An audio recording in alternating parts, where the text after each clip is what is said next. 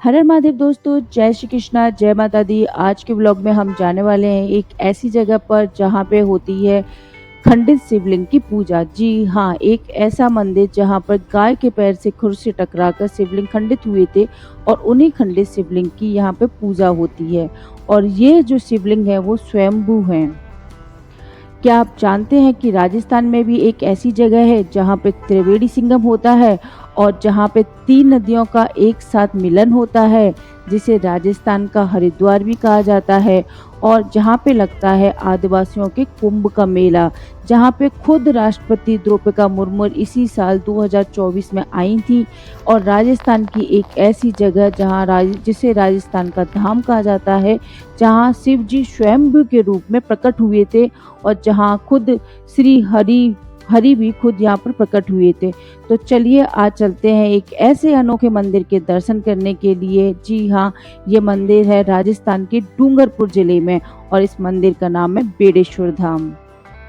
तो दोस्तों, वीडियो में आगे बढ़ने से पहले जो लोग हमारे चैनल पर नए आए हैं वो चैनल को सब्सक्राइब करें और वीडियो पसंद आए तो वीडियो को लाइक करें, कमेंट करें।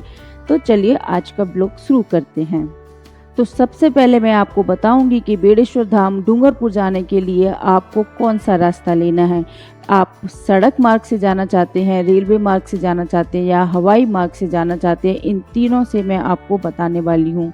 तो सबसे पहले जानते हैं कि ट्रेन के द्वारा किस तरह से डूंगरपुर पहुंचा जाए। तो आप लोगों की जानकारी के लिए मैं बता देती हूँ कि डूंगरपुर जाने के लिए कोई भी ट्रेन नहीं है, इसलिए आपको सबसे नज़दीकी स्टेशन लेना है और सबसे नज़दीकी स्टेशन है उदयपुर। तो आप इंडिया के किसी भी जगह से आते हैं तो सबसे पहले आप उदयपुर आ जाइए और उदयपुर आने के बाद में आप यहाँ से टैक्सी या बस ले सकते हैं। और अगर आप बस से आना चाहते हैं तो इंडिया की हर स्टेट से यहाँ पर बस आती है, छोटी बड़ी सभी जगह से बस की सुविधा इजीली यहाँ पर उपलब्ध हो जाती है। लेकिन अगर आप आना चाहते हैं फ़्लाइट से तो फ़्लाइट से आने के लिए आपको उदयपुर ही आना पड़ेगा। उदयपुर का बस स्टैंड से डूंगरपुर की दूरी 82 किलोमीटर्स है और एयरपोर्ट से लेके डूंगरपुर की दूरी 120 किलोमीटर है। तो अगर आप फ्लाइट से आना चाहते हैं तो सबसे पहले उदयपुर आ जाइए और उदयपुर आने के बाद में आप यहाँ से आके बस ले सकते हैं और यहाँ पे आने के बाद में टैक्सी या अपनी कार से भी जा सकते हैं। तो जैसा कि आप लोग देख रहे हैं, हम जा रहे हैं अपनी कार से। तो चलिए चलते हैं। और अगर आप उदयपुर नहीं आना चाहते हैं, आप फ्लाइट से कहीं और आना चाहते हैं, तो दूसरा सबसे नज़दीकी रेल एयरपोर्ट है अहमदाबाद। अहमदाबाद से डूंगरपुर की डिस्टेंस 175 किलोमीटर्स है। तो आप इन दोनों एयरपोर्ट्स पे आ सकते हैं। तो जब तक हम उदयपुर से डूंगरपुर पहुंच रहे हैं, कुछ जानकारी मैं मंदिर के बारे में आपको दे देती हूँ। जैसे कि मैंने आपको बताया कि बेड़ेश्वर धाम एक ऐसा धाम है जिसको बागड़ का हरिद्वार भी कहा जाता है। यहाँ पे 3 नदियों का संगम होता है और यह राजस्थान का एकमात्र ऐसा स्थान है जहाँ पर 3 नदियों का त्रिवेणी संगम मिलता है। जो बेड़ेश्वर मंदिर जो स्थित है वो इन तीनों नदियों के संगम के बीचों बीच में स्थित है, यानी कि ये जो मंदिर है 3 नदियों से पूरी तरह से घिरा हुआ है। और बारिश के मौसम में जब बहुत ज़्यादा बारिश आती है तो सारे रास्ते ब्लॉक हो जाते हैं, मंदिर के अंदर आप नहीं जा सकते हो। सिर्फ यहाँ पर अंदर रहने वाले लोग जैसे कि पुजारी वही अंदर रह पाते हैं और पूरा रास्ता बंद हो जाता है। और यहाँ पर एक हेलीपैड भी बनाया हुआ है। अगर कोई नेता या फिर कोई बड़ा आदमी अगर आता है तो वो अब हेलीकॉप्टर से आता है तो यहाँ सीधा मंदिर के अंदर पास में ही एक हेलीपैड बनाया हुआ है, वहाँ पे आके मंदिर के दर्शन कर सकता है और वो किसी भी मौसम में कर सकता है। और इस मंदिर की सबसे बड़ी खास बात यह है कि इस मंदिर में त्रिवेणी संगम के ऊपर बहुत ही बड़ा मेला आयोजित किया जाता है। और ये मेला जो कहलाता है वो आदिवासियों का कुंभ का मेला कहलाता है। और यह मेला लगता है फरवरी या जनवरी के महीने में और पूरे 1 महीने तक ये मेला रहता है। और इस मेले में आसपास के सभी स्टेट जैसे राजस्थान तो हो ही गया, साथ में यहाँ पर गुजरात से और महाराष्ट्र से और मध्य प्रदेश के लोग यहाँ पर आते हैं। तो लाखों की संख्या में यहाँ पर लोग आते हैं और भगवान के दर्शन करने जाते हैं और मेले का भी लुत्फ उठाते हैं। इस मंदिर के बिल्कुल पास में बना हुआ है श्री हरि का मंदिर। ऐसा कहा जाता है कि यहाँ पर श्री हरि स्वयं यहाँ पर इन्होंने अवतार लिया था, तो वो मैं आपको आगे बताऊंगी। तो चलिए सबसे पहले हम मंदिर के दर्शन कर लेते हैं। अभी हम पहुंच चुके हैं बेड़ेश्वर धाम, और यहाँ पे धाम पे पहुंचने के बाद में सबसे पहले हमें यहाँ पे श्री हरि बेड़ेश्वर धाम मंदिर दिखा है। तो चलिए चलते हैं श्री हरि बेड़ेश्वर धाम मंदिर के अंदर। तो स्वयंभू के पास जाने से पहले इस मंदिर के भी दर्शन कर लेते हैं। तो यहाँ पे लिखा हुआ है श्री हरि मंदिर बेड़ेश्वर धाम। तो चलिए देखते हैं अंदर किस तरह से मंदिर बना हुआ है।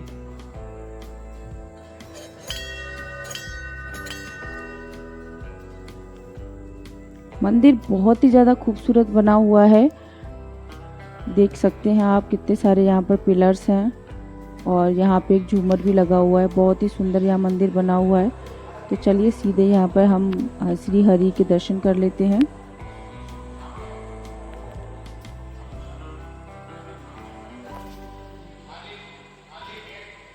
मंदिर के दर्शन करने के बाद में अब हम चल देते हैं बेड़ेश्वर धाम मंदिर पर।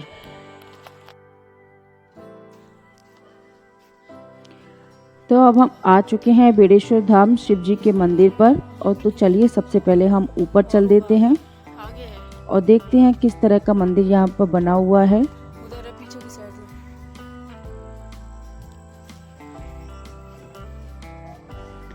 यहाँ बेड़ेश्वर धाम मेला भी लगता है, जो 300 साल पहले से यहाँ पे लगना शुरू हुआ था। और बेड़ेश्वर धाम मंदिर और संत मावली जी राजा महाराजाओं की कथा यहाँ पर प्रचलित है। त्रिवेणी संगम पे भगवान विष्णु का मंदिर है, जो हमने अभी थोड़ी देर पहले ही देखा था।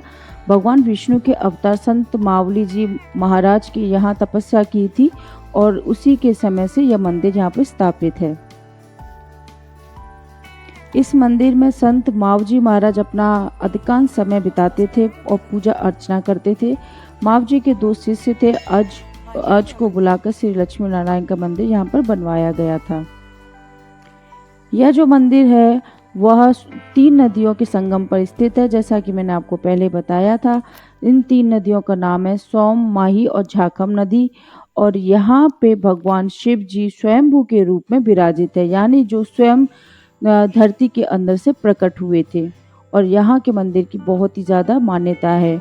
और यहाँ जो मंदिर स्थित है वह 5 फीट ऊंची शिवलिंग के ऊपर बना हुआ है, यानी इनका जो भूमि से ऊंचाई है वो 5 फीट ऊपर है। तो चलिए मंदिर में चल के पुजारी जी से भी बात करते हैं और मंदिर में शिव जी के दर्शन भी देखते हैं। यहाँ पर कोई पुजारी मिल जाते हैं तो यहाँ का जो इतिहास है उनके मुँह से उनकी ज़बानी ही सीखेंगे, वही बता सकेंगे कि यहाँ ये मंदिर की क्या असली विशेषता है। 1 2 3 4 और 5 ये देख रहे हैं? ये पूरा पैर है, गाय का पैर है पूरा, देखो नहीं दिख रहे? 1 2 3 4 और 5, ये 5 भाग है। एक गाय का खून है टिकाया हुआ, और वही शिवलिंग कलाना करके गांव है, वहाँ की गायें यहाँ पे चरने के लिए आती थी। ये कम से कम 900-1000 साल पुरानी बात है। अच्छा। तो ये गाय यहाँ चरने के लिए आती थी।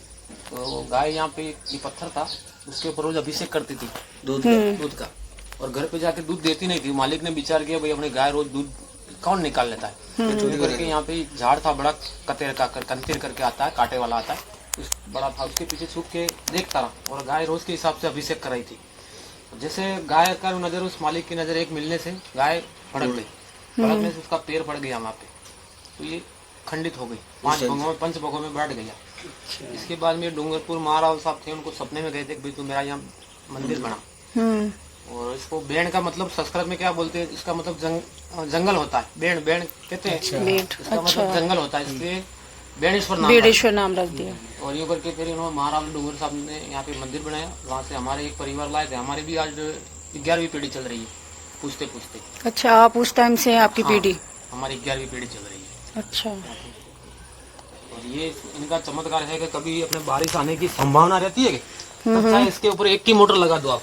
अच्छा। ये पानी दिखा है, ये पानी दिखेगा नहीं आपको, चाहे आपकी एक की मोटर लगा के पकड़ के खड़े रहो, ये पानी कहाँ जाता है, पानी अंदर चला जाएगा, वो पता नहीं पड़ता है आपको। हाँ, वो इनकी लीला है। अच्छा, इसमें अंदर पानी चला जाता है? चला जाता है। अच्छा। अभी जैसे बारिश आने की संभावना नहीं है, ये पानी देखो सेम टू सेम भरा हुआ है, ऐसा हाँ ऐसा ही हाँ रहेगा। हाँ। हाँ, हम भी हमारे पूर्वज भी कहते थे पहले भोलेनाथ पानी पी रहे, 1 या 2 दिन में कहीं न कहीं बारिश गिरने की संभावना है, ये बताते थे। अच्छा, जब बारिश होने वाली होती होगी तब ये पानी पीना शुरू करते हैं। शुरू कर देते हैं।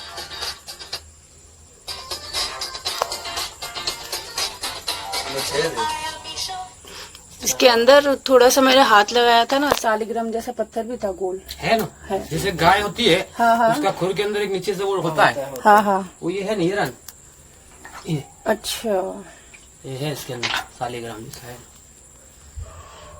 तो ये कहाँ रहता है?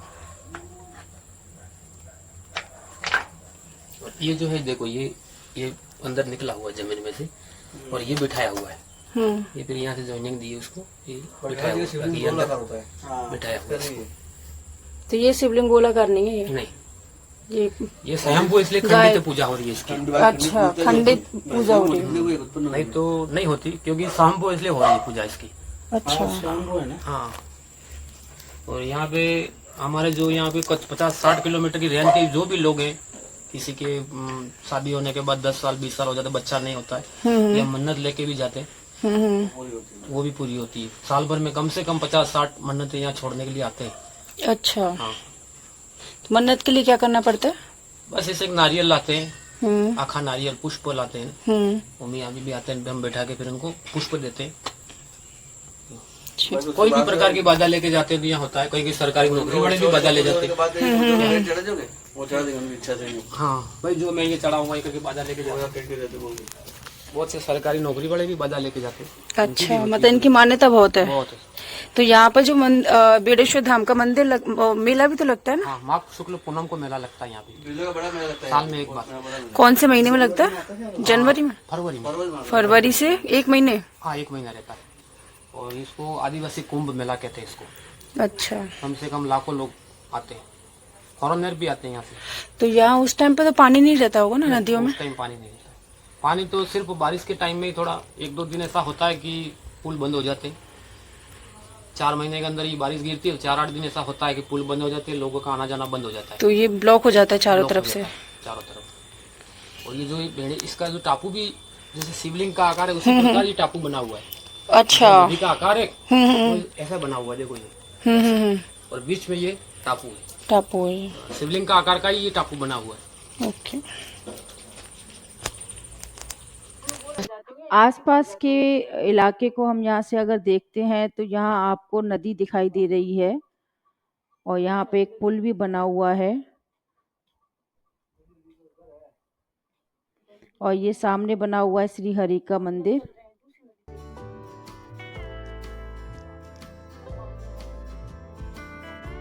तो चलिए चलते हैं ऊपर, छत पे से जाके देखेंगे यहाँ आसपास किस तरह से दिखाई देता है।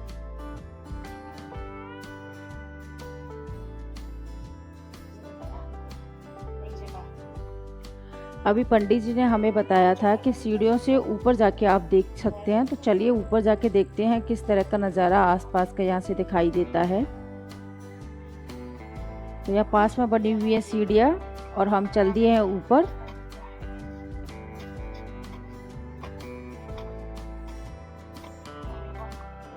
अरे वाह, छत पे आने के बाद में बहुत ही ज़्यादा अद्भुत नज़ारा आपको देखने को मिलेगा। यहाँ आसपास की जो नदियाँ हैं वो बहुत ही आसानी से दिखाई देंगी। जैसा कि मैंने आपको बताया था, यहाँ एक हेलीपैड है, जो सामने आपको दिखाई दे रहा है हेलीपैड। अब मैं आपको यहाँ पर तीनों नदियों का संगम बताऊंगी।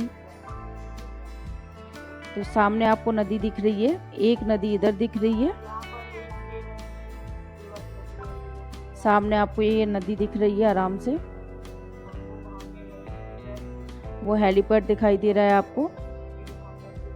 इसके आगे अगर आप और देखेंगे तो आपको यहाँ पर थोड़ा सा आगे से दिखेंगे तो एक और नदी दिखेगी। तो ये जो नदी है ये संगम है, यहाँ 2 नदियों का एक जगह पर ही संगम है। एक नदी इधर से आ रही है और एक सामने से आ रही है।